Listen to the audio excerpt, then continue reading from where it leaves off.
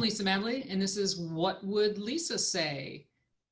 And today we're going to talk about what I would say to the question, what are spikes and do they need story points? And yes, they do.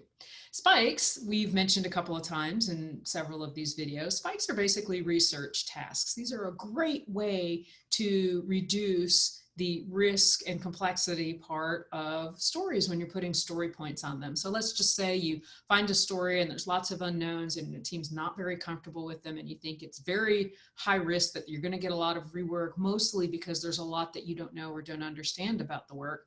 Then a spike is a really great way to reduce that risk by doing a little research and figuring it out first. So you slice off a little time in one sprint in order to figure out what you need to know in order to work on the thing in the following sprint.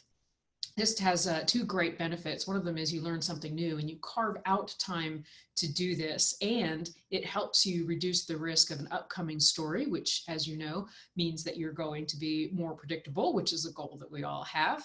And the second great benefit of this is that the subsequent story now has a lower number of story points because you have mitigated some of the risk by reducing the number of unknowns because you've looked into it and now you have a better sense of the work that's going to be required. So that is a double whammy in all the good ways. So do you put story points on a spike, a research spike? And the answer is yes. You want to put story points on basically everything that is included in your sprint so that you understand what your team's natural velocity is. This will make it a lot easier to plan your sprints. It will make you a lot more predictable, and it will help the team understand what exactly they're capable of doing in a 2 or 3 week time period, whatever your sprint length is. So yes, please do put story points on your spikes. Now, remember, story points, 3 parts: time, complexity, and risk. Your spike, 0 complexity, 0 risk. It is simply time boxed, so story point them appropriately.